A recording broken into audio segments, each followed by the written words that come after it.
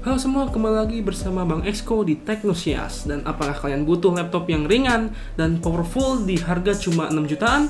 Ya, kali ini saya mau ngebahas laptop esensial dari HP dengan seri 14S DK1123AU. Simak terus.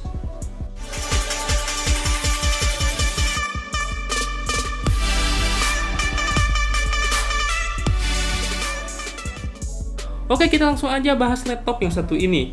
Kalau urusan desain, laptop ini terlihat simple, kalem, dan elegan ya. Warna laptop yang ini yaitu gold, tapi ada varian warna lain seperti silver dan dark gold.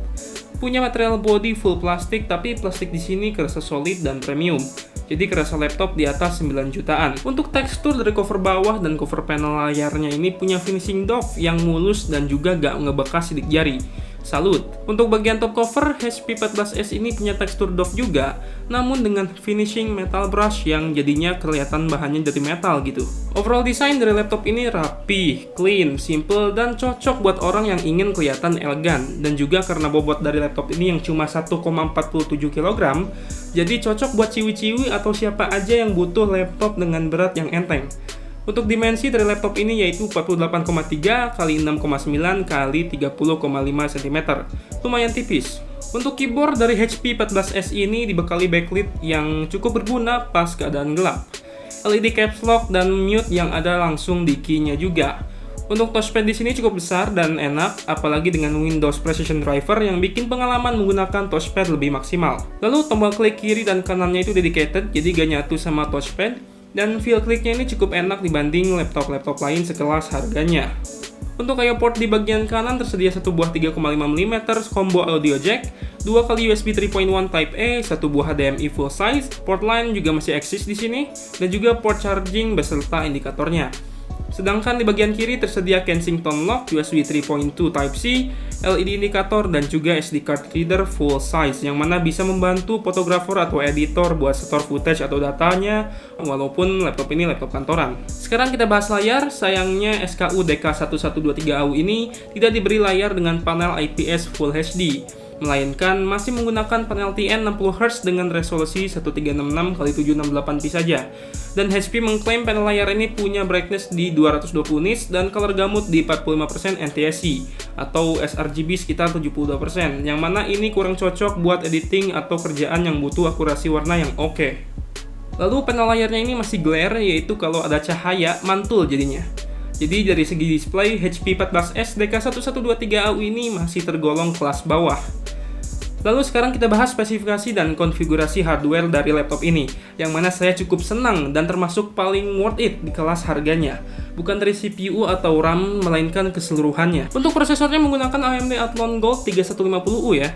CPU ini udah lumayan lama rilis, tapi masih termasuk baru dan termasuk integrated graphic Vega 3-nya. Lalu RAM 8GB DDR4 2400 MHz. Ya, RAM-nya walaupun termasuk standar, tapi di harga 6 jutaan HP gak pelit sama kapasitas RAM-nya.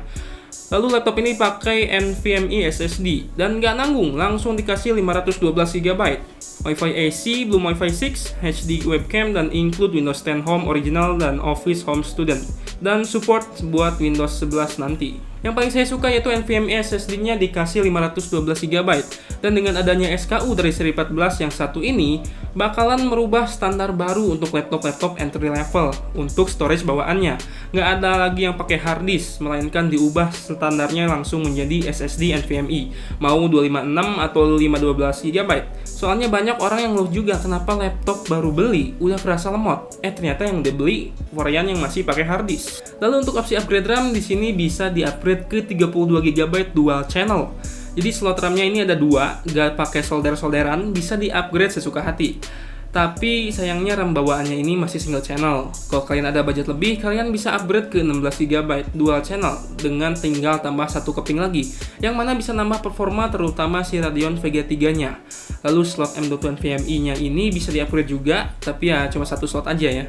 Lalu tersedia bay 2,5 inch buat diisiin hard disk atau SSD SATA lagi, yang mana kalian bisa upgrade di service center buat dapetin kabel SATA adapternya. Untuk software bawaan tentu belum ada utility buat tuning performance, tapi ada beberapa app HP bawaan yang cukup mempermudah perawatan laptop ini, seperti HP Support Assistant. Oke, yang ditunggu-tunggu nih, kita bahas performance-nya bagaimana. Seperti biasa, mulai dari performance CPU di Cinebench R15. Kita dapetin skor yang cukup tinggi untuk kelas CPU laptop entry level, bahkan sedikit di bawah i3 Gen 10. Lalu untuk Geekbench 5 kita dapat skor yang lumayan juga buat kerjaan olah data seperti Office atau browsingan. Laptop ini udah lebih dari cukup. Lalu untuk Huawei Battlebench kita dapat waktu image editing dan video rendering yang cukup singkat. Jadi buat kalian yang suka pakai Photoshop atau Corel atau Medbang Paint, laptop ini masih mantap. Untuk editing dan rendering video di Premiere Pro, laptop ini cuma bisa oke buat editing video di resolusi 1080p ke bawah. Dan itu pun dengan efek ringan seperti color grading dan basic correction aja. Karena saat saya coba tes rendering project Vidmec Anjas Meradita, yang mana sequence-nya saya downscale ke 1080p, encodingnya memakan waktu di 19 menit 46 detik. Yang mana cukup kewalahan karena sudah stack berbagai macam efek. Dan saya iseng buat render projectnya di resolusi 4K, dan makan waktu sampai 47 menit 12 detik. Ya, laptop ini masih keteteran kalau dikasih project 4K. Ya, Radeon yang OpenCL-nya itu sampah banget di Premiere. Lalu benchmark dari 3D Mark Nitrate, graphic score-nya dapetin di 3900-an. Udah lumayan ya, yang mana bisa nandain bahwa laptop ini bisa mainin game casual dan kompetitif seperti Valorant, Dota 2, dan lain-lain. Apalagi sekarang udah ada fitur FSR, jadinya bisa lebih lancar lagi. Dan untuk skor dari CPU-nya kita dapetin di 2300-an, lumayan kencang juga. Nah, sekarang bagaimana kalau kita tes game? Tapi disclaimer ya, bahwa laptop ini bukan laptop gaming. Laptop ini adalah laptop esensial untuk kerjaan ringan dan multitasking ringan, atau ya editing ringan. Jadi buat main game casual atau curi-curi waktu buat main game ini masih bisa. Makanya saya cuma tes satu game aja, yaitu Genshin Impact.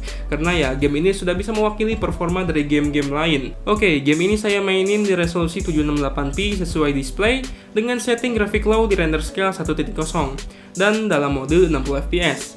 Laptop ini bisa ngangkat game ini di rata-rata FPS 30-an dan minim frame drop. 1% minimumnya juga pun ada di 20-an. Jadi main Genshin Impact di laptop ini masih sangat nyaman, walau harus kompromi dengan kualitas grafik yang seadanya. Oke, sistem cooling ya. Sistem cooling pada laptop ini hanya punya satu heat pipe dengan fan yang langsung menempel pada heatsinknya. Dan dampak pada suhunya di sini cukup pas-pasan juga. Dan thermal output dari Athlon 3150U ini identik juga dengan Core i3 1005G1. Yang mana saat stress test di Cinebench R20, CPU ini clock speednya geber di 3,4 GHz sampai tembus 90 derajat dan turun ke base clock di 2,4 GHz. Namun suhu permukaan laptop ini tetap adem, jadi aman lah ya. Untuk baterai lumayan irit untuk sekelas laptop dengan FPU AMD Athlon. Untuk penggunaan ringan seperti browsing, office, dan playback video Full HD bisa habis sekitar 6 jam. Untuk penggunaan berat seperti gaming, Genshin Impact contohnya bisa habis di 1,5 jam aja. Itu pun dengan power option high performance dan brightness layar di 100%. Dan untuk charging dari 0 sampai 100% memakan waktu sekitar 1,5 jam. Untuk power adapter di sini termasuk kecil, tapi sayangnya model adapter di sini masih desain kuno yang mana butuh kabel SC extension lagi. Bentuknya belum mirip charger smartphone. HP 14S DK1123U ini harga barunya ada di 6,1 juta kembali 1000. Yes, laptop ini laptop kelas 6 jutaan tapi punya performanya dan spesifikasi yang sangat worth it. Kesimpulannya, HP 14S DK1123AU ini tetap menjadi laptop yang bukan ditujukan untuk gaming budget. Tapi ya untuk kebutuhan-kebutuhan produktivitas yang perlu multitasking sambil bisa main game dikit-dikit, buat main Genshin Impact atau main game kompetitif seperti Valorant, CSGO, dan Dota 2 mungkin, ya begitulah. Dan dengan adanya kekurangan di laptop ini seperti RAM-nya yang cuma single channel dan layarnya yang bukan standar laptop budget sekarang, masih bisa terbayarkan dengan diberinya SSD NVMe di 12GB yang bukan kaleng-kaleng juga. Dan walaupun RAM-nya single channel, at least udah dikasih 8GB. Dan juga CPU Athlon Gold 3150U yang memang kencang dari sananya udah bikin laptop ini sangat worth it di harganya. Dan gimana pendapat kalian tentang laptop ini? Komentar aja di bawah. Buat kalian yang butuh laptop second yang berkualitas, pelayanan oke, dan after sales yang terjamin, Eksekutif Komputer solusinya. Dengan tempat yang nyaman dan pilihan laptop yang banyak, mulai dari laptop buat kuliah, kerjaan, desain grafis, bahkan gaming rata kanan sekalipun, semua ada di Eksekutif Komputer. Bukan cuma itu, kalian juga bisa upgrade dan servis laptop atau smartphone, atau bahkan PC di sini. Dengan testimoni yang positif, Eksekutif Komputer bisa jadi solusi kebutuhan gadget kalian. Gimana pendapat kalian tentang laptop HP 14S DK1123AU ini? Komentar aja di bawah. Jangan lupa like, share, dan subscribe apabila video dan channel ini menarik dan bermanfaat buat kalian. Jangan lupa follow Instagram dan TikTok Eksekutif Komputer, dan juga join Telegram Eksekutif Komputer. Semua link ada di deskripsi. Saya Bang Exco, stay safe, see you next time.